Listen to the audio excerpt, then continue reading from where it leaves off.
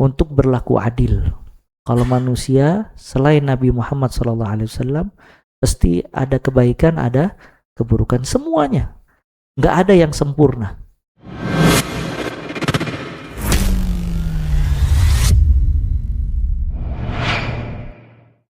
Nabi SAW ketika di Mekah disiksa habis-habisan sama orang kufar Quraisy. Ketika itu kufar Quraisy lagi jaya-jayanya. Sampai Nabi pernah diisolasi, nggak dikasih makan, nggak dikasih minum, tidak boleh jual beli. Sampai dikatakan ketika itu sahabat memakan daun-daunan, sampai dia kalau buang air, mohon maaf azakumullah, kayak kotoran sapi. Hijau karena tidak ada daging dan makanan yang masuk kecuali di daunan. Allah mengatakan apa kepada Nabi SAW? Wasbir, inna wa'dallahi haqq, wa la yastakhifannaka alladhina la yuqinun. Ya, Allah mengatakan thumma la ta'lamunna naba'ahu ba'da hin. Kata Nabi, sabar wahai Muhammad, janji Allah itu pasti. Jangan melemahkan kamu orang-orang yang tidak punya iman dan keyakinan. Artinya suruh sabar sama Allah. Dalam ayat lain Allah mengatakan, wahai Muhammad, engkau akan mengetahui kebenarannya nanti, bukan sekarang. Subhanallah ya ikhwah. Nabi melewati itu bertahun-tahun. Perang. Melihat sahabat-sahabatnya gugur di medan perang. Tapi terus dilakukan sama Nabi. Sampai Allah datangkan satu hari, di situ Allah hinakan semua musuh-musuh Allah Azza wa Jalla. Sampai ketika itu Abu Sufyan melihat Nabi membawa ratusan ribu pasukan, angkat tangan Abu Sufyan. Datang ke kota Mekah, kata Abu Sufyan, hari ini kita udah gak bisa berperang lagi dengan Muhammad. Yang masuk ke rumah Anas selamat, yang masuk ke rumah masing-masing selamat. Lihat kalau itu terjadi sama Nabi Muhammad SAW. Artinya kalau Allah menghendaki, Allah pasti memberikan kemenangan kepada Nabi secara instan.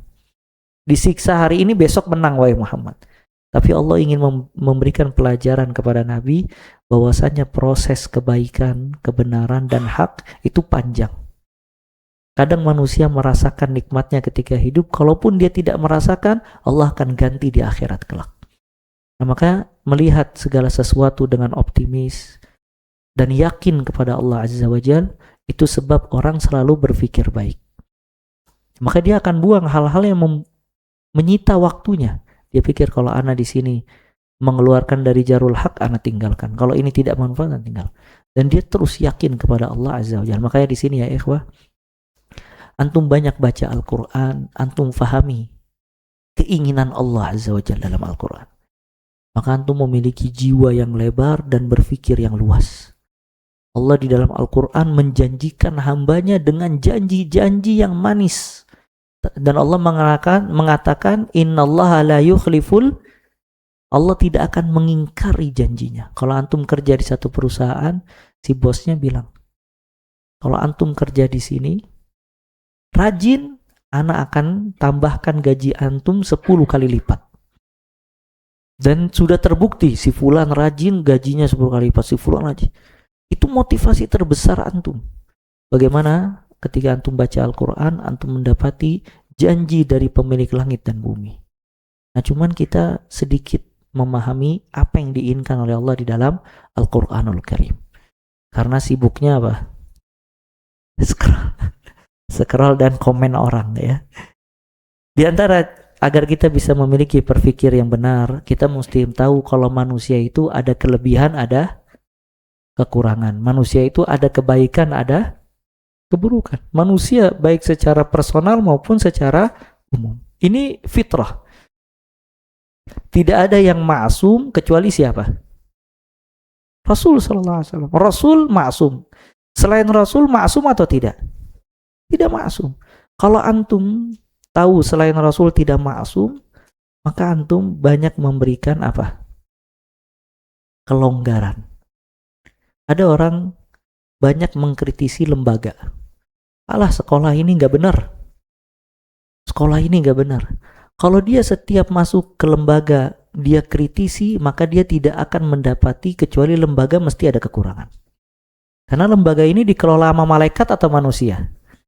Kalau antum pengen lembaga yang dikelola malaikat, antum ke Baitul Ma'mur di langit sana. Manusia ada plus, ada minus. Yang plusnya antum dukung, yang minusnya ditutup rapat-rapat. Kelas.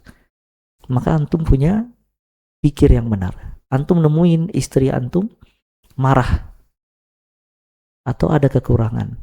Antum mesti tahu kalau dia itu manusia. Ada kelebihan, ada kekurangan. Kekurangannya dinasehati, dimaklumi, kelebihannya terus ditingkatkan dan diingat-ingat. Antum berteman dengan satu orang, dia manusia, ada kelebihan, ada kekurangan. Maka setiap kalau kita timbang orang ada kelebihan, ada kekurangan, lembaga ada kelebihan, ada kekurangan, pemerintahan ada kelebihan, ada kekurangan, maka kita bisa objektif di dalam menilai segala sesuatu.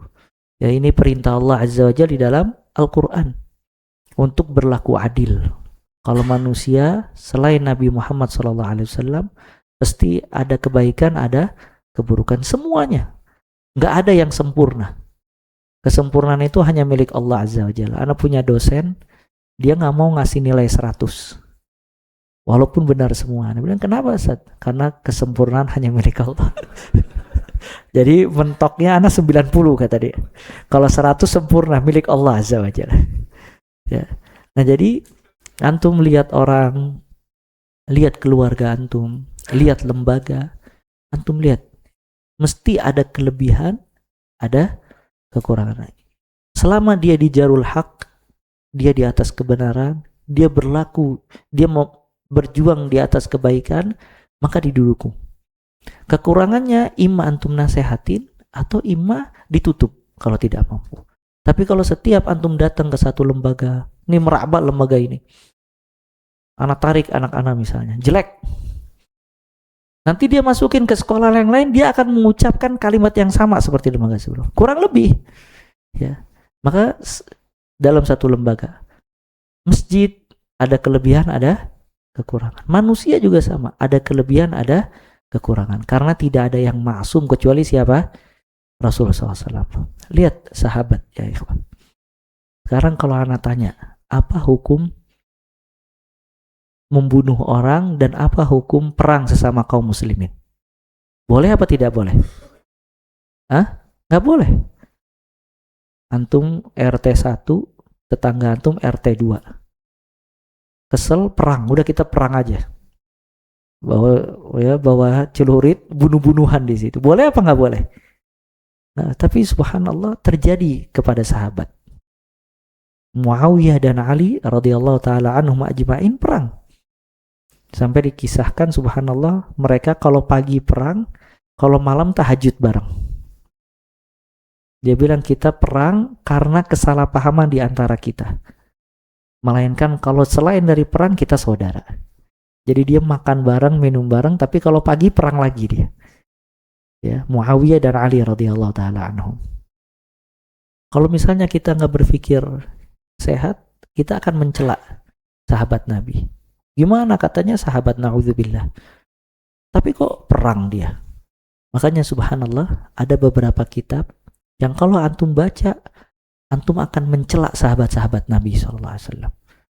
Karena ada kesalahan di antara mereka.